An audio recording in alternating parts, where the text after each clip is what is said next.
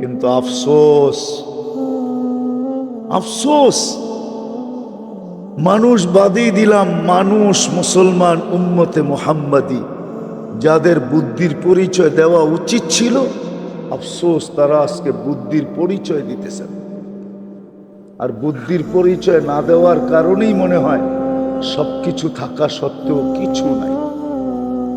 সবকিছু থাকা সত্ত্বেও কিছু, আমাদের ডাইনেও কেউ নাই, বামেও কেউ নাই, সামনেও কেউ নাই, পিছেও কেউ নাই, কেউ নাই।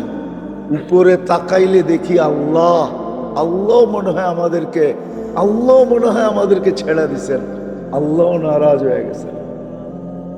আপনি মুসলিম বিশ্বের চিত্র দেখেন, আজকে চিত্র দেখেন মুসলিম বিশ্বের।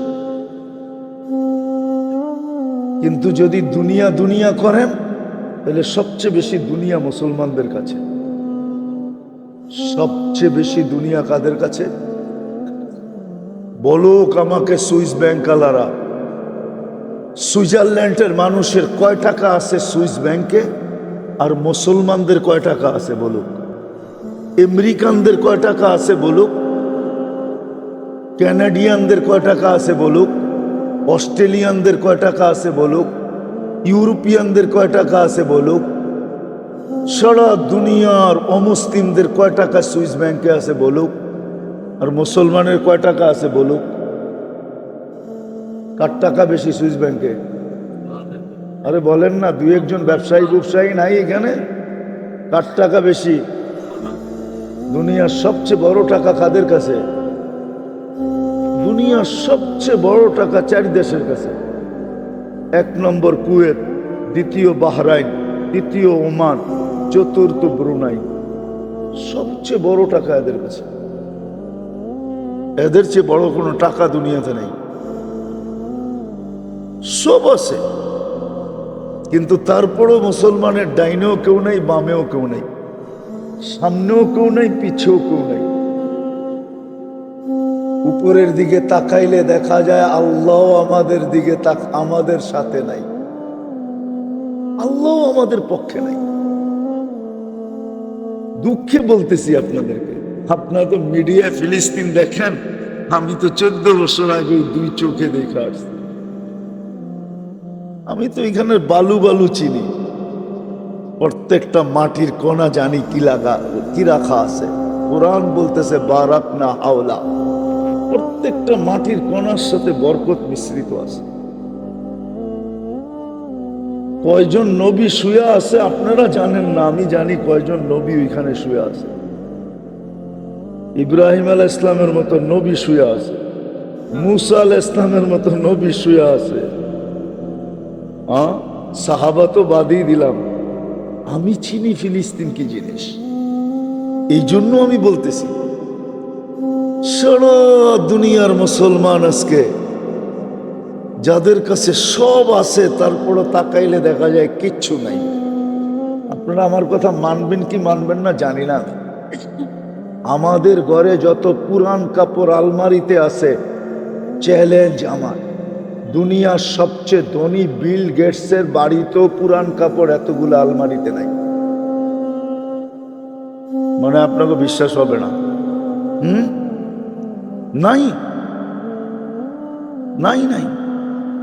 ওরা যদি পুরান কাপড় আলমারিতে রাখতো, তাহলে আপনি প্রতি বছর শীতের ভিতরে কাপড় ইম্পোর্ট করতেন কোত্থেকে?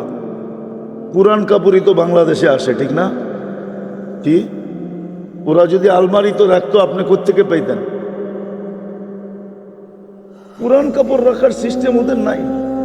ওরা দামি কাপড় পরে না, ওরা মুসলমানের মতো বোকা না। মুসলমান বুদ্ধি হারায় আজকে বোকা হয়ে গেছে। দামি কাপড় পরে না, ওদের প্রবাদ বাক্য হলো দামি কাপড় পরে গাদা। মাটি খাঁটি সোনা আদা, দামি কাপড় পরে গাদা। দামি কাপড় পরে না। আমরা না ব্র্যান্ডের পিছনে দৌড়াইতে থাকি, ওরা ব্র্যান্ড বোঝে না। আমরা বলি ব্র্যান্ডের, ওরা এত ব্র্যান্ডের লুবি না। ওদের কোনো মতো হইলেই সে কাপড়ই পরে না, আবার ব্র্যান্ড টোকাইব কোত্থেকে কন? আরে বলেন না আমারে, যারা কাপড়ই পরে না ওরা আবার ব্র্যান্ড টোকাবে কোত্থেকা, ঠিক না? হ্যাঁ, বিকেনির আবার ব্র্যান্ড লাগে নাকি? হ্যাঁ কি?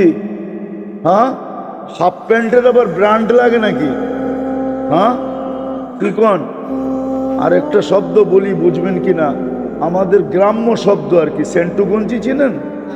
হ্যাঁ, এই যে কাটাটা, এটার নাম ছিল কি? গ্রাম্য শব্দ আর কি, যদিও উচ্চাঙ্গের শব্দ না। এই গেঞ্জির আবার ব্র্যান্ড লাগে নাকি? ওরা তো এটি পরে, হ্যাঁ, কোন রকম একটা টি শার্ট হইলেই হয়েছে, আমাদের মতো ব্র্যান্ড টোকায় না। এই জন্যই তো আজকে মুসলমানের সব আছে, কিচ্ছু নাই। এখন ডাইনে তাকাইলে দেখা যায় কেউ নাই, বামে তাকাইলে দেখা যায় কেউ নাই, সামনে তাকাইলে দেখা যায় কেউ নাই, পিছে তাকাইলে দেখা যায় কেউ নাই। আর উপরে তো আল্লাহ আমাদেরকে মনে হয় নারাজি হয়ে গেছেন, আমাদেরকে ছেড়া দিছেন, যার কারণে মুসলমান 200 কোটি দুনিয়াতে।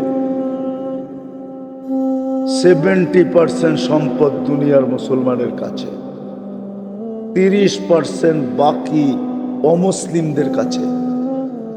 তারপরও মুসলমানদের অবস্থা ওই কারণেই যে আসলে মুসলমান বুদ্ধি তো দিছিলেন আল্লাহ বটে,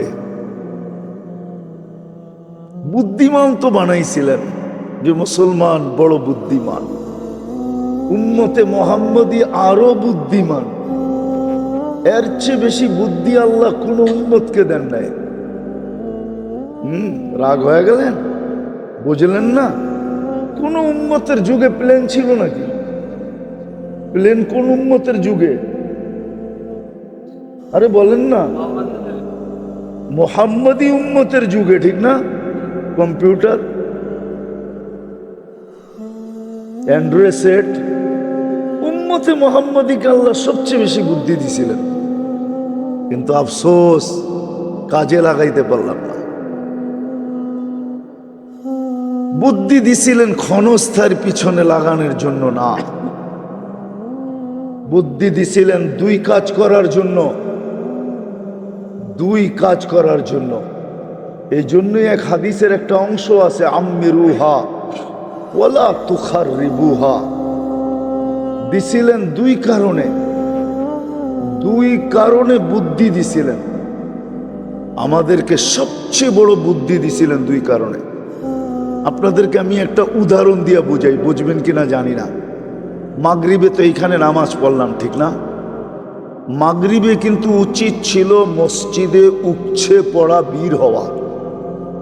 উপছে পড়া বীর বোঝেন তো কি? পাও রাখার জন্য জায়গা না হয়, ঠিক না? আপনি বলবেন কেন মাগরিবে উপছে পড়া বীর হবে কেন? আমি দেখাইতেছি। উপছে পড়া বীর হওয়ার কথা ছিল যে মাগরিবের নামাজটা পড়বে, সালামটা ফিরাবে, সাথে সাথে 7 বার পড়বে আল্লাহুম্মা আজিরনি।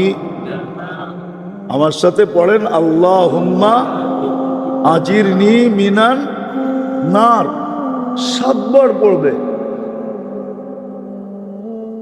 বুদ্ধি দেখাইতেছি, বুদ্ধিমানের কাজ এটা ছিল যে মাগরিবে উপছে পড়া বীর হবে কেন? সালাম ফিরাবো, 7 বার পড়বো আল্লাহুম্মা আজিরনি, সাথে সাথে দোজখ থেকে মুক্ত, জান্নাতের প্রবেশপত্র হাতে। ফজরের আগে যদি মৌত হইল শাহাদাতের মৌত,